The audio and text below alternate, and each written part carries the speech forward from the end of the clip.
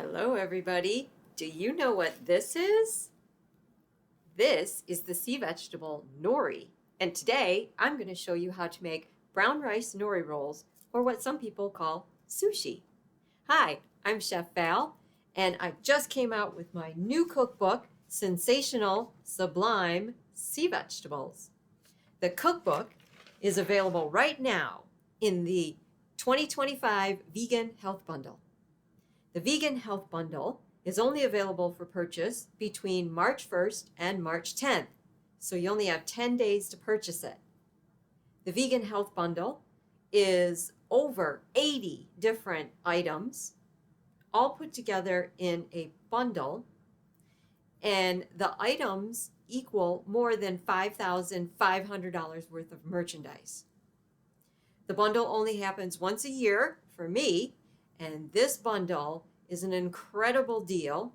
I'm going to tell you more about the bundle as I get working on this recipe, but I wanted to share this recipe with you. This is a recipe I've been making for over 25 years. I've been in business for about 28 years, and I decided to include this recipe in my new sea vegetable cookbook. A lot of people really like what they call sushi. Most of the time they buy it from restaurants or stores, which is not necessarily healthy. A lot of times it's made with white rice, which has no nutritional value, and or sometimes it has raw fish in it. So all my recipes are vegan and whole foods, so there is going to be no fish in my brown rice nori roll, and it's also going to be made with brown rice, which is full of antioxidants and vitamins and minerals and fantastic for you. In fact, let's dig into the recipe right now. The first thing that you have to get for making brown rice nori rolls is sticky brown rice. Now, I cover this in the cookbook. I go all through this for you, so it walks you step by step how to do this. But you can get sticky brown rice if you want to pressure cook your brown rice. I did pot boiling my brown rice, and to get sticky rice this way, you have to soak your brown rice. So you can soak your brown rice anywhere from an hour to 3 or 4 hours. There's no need to really soak it longer than that to make the brown rice nori rolls. But by soaking the rice ahead of time, when you eventually cook the brown rice, it becomes sticky. And I do wash the brown rice first. And in the new Sensational Sublime Sea Vegetable Cookbook, I have all these wonderful recipes featuring sea vegetables, but I also included a recipe how to make pot boiled brown rice, because a lot of the recipes called for cooked brown rice ahead of time. So everything you need to know about cooking brown rice and making sticky brown rice, it's in the cookbook. But for now, we have rice that will hold together and stick, because you have to have the brown rice hold together to make the roll-ups. Another thing that you need for the brown rice nori rolls is the sea vegetable nori. And it's becoming more and more mainstream nowadays. You can even pick this up at a local grocery store. Another ingredient that I put in my brown rice nori rolls is the umeboshi plum paste. This is the signature flavor that goes in there to flavor the rice, but you only use a little bit because the flavor is concentrated. This also has natural preservative qualities, so it will preserve the brown rice so that the brown rice nori roll will last a long time. In the middle of your brown rice nori roll, you can put different vegetables, whatever your favorite. I like to go with some colorful vegetables, but remember, most of what's in the roll is going to be brown rice, not vegetables, because this is a brown rice nori roll. So you want to go a little bit of vegetables, but not a lot. So I usually go with only maybe 2 or 3. I have grated carrot. I have some steamed broccoli that I broke up into little small pieces, and I'll show you why for later. And then I usually like to put a naturally fermented pickle in the middle of my roll. And so I happen to have pickled lotus root that I made myself. That recipe is on macroval.com in the recipe of the month section, and it's in February 2025. It is the recipe of the month. So if you want to make pickled lotus root, it's right there. You're also going to need one of these sushi mats. It's going to make rolling the roll so much easier. I also have a rice paddle and I have the rice paddle soaking in water.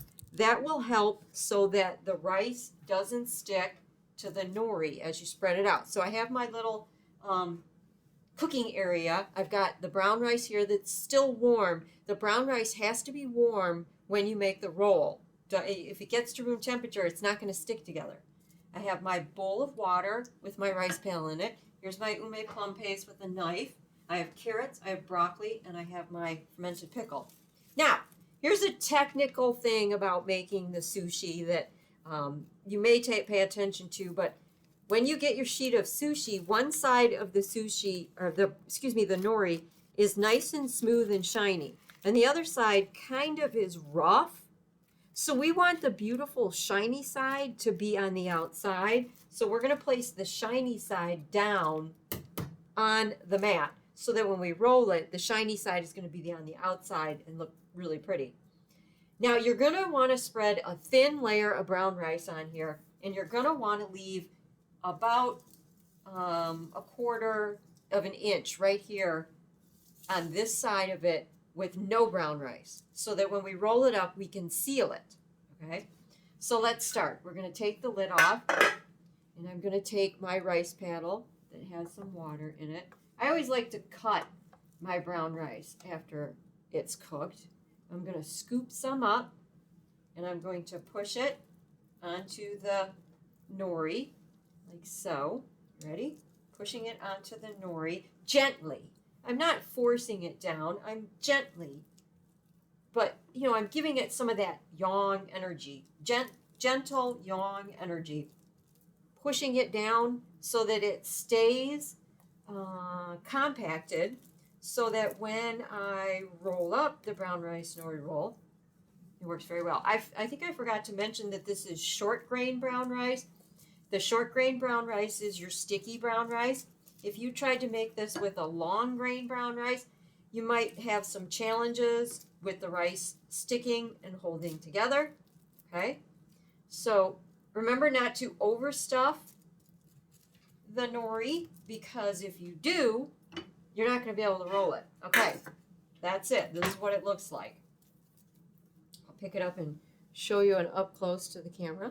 Right, now we take a thin layer of the ume plum paste, right? It has a strong flavor, so you don't need a lot. Some people, always eat with their eyes first, and they always think more is better, but not necessarily when it comes to the umeboshi because of its strong flavor. Okay, so that's it. Can you see that really thin layer that I have on there? Not much. Now, you can make a little indentation in the middle of the rice like so to put your vegetables.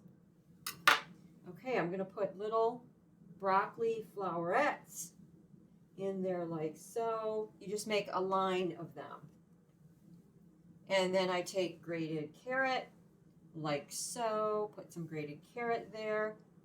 And last but not least, I'm going to put little pieces of my naturally fermented lotus root pickle. Okay, sometimes the store might have naturally fermented ginger pickles. Those will be like pungent and nice for you too. Now here comes the rolling part of it, where you're going to use your hands, and that's where the mat comes in very handy. You're going to roll this side up to meet this side. You see, I'm rolling it to meet this side. All the while I have this space on the nori that has nothing, because what seals nori? Water. So now we take water, I just use my fingers, and we put water on the nori roll like so, and then you fold it over and you gently roll it in the nori mat, the sushi mat.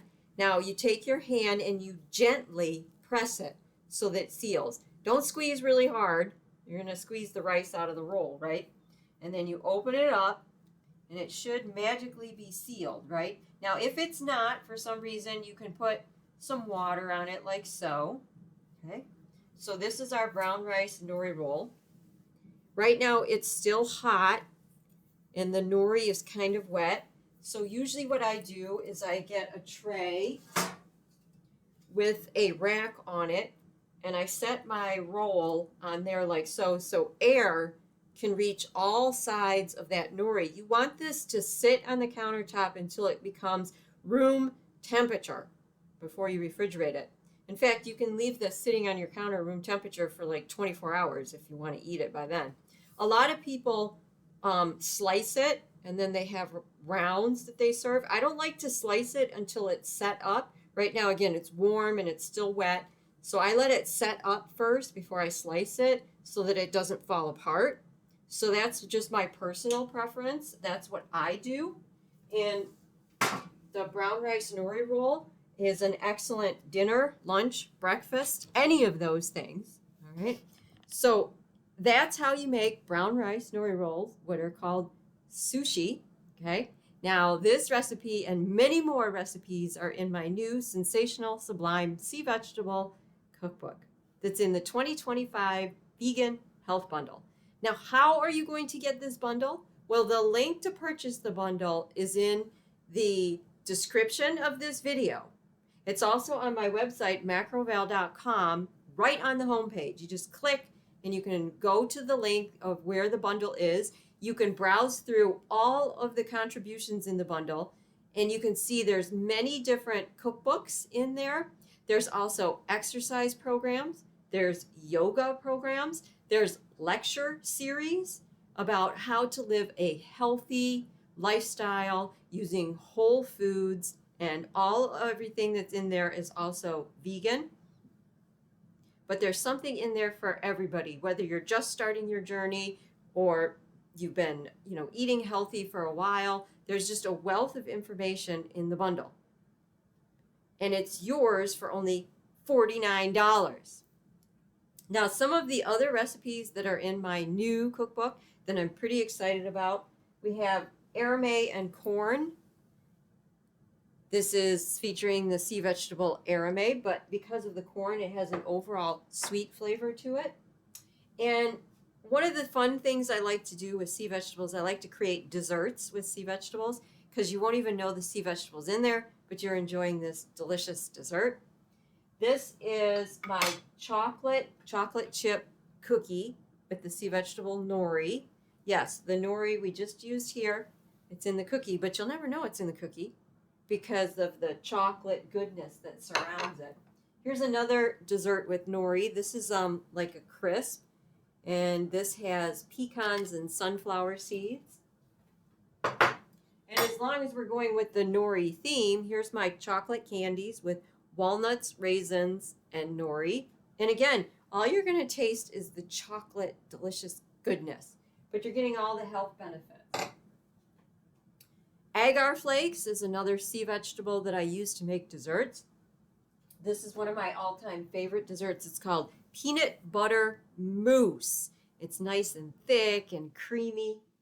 And also in the cookbook is my chocolate pudding and vanilla pudding recipe. And then I like to swirl the two together.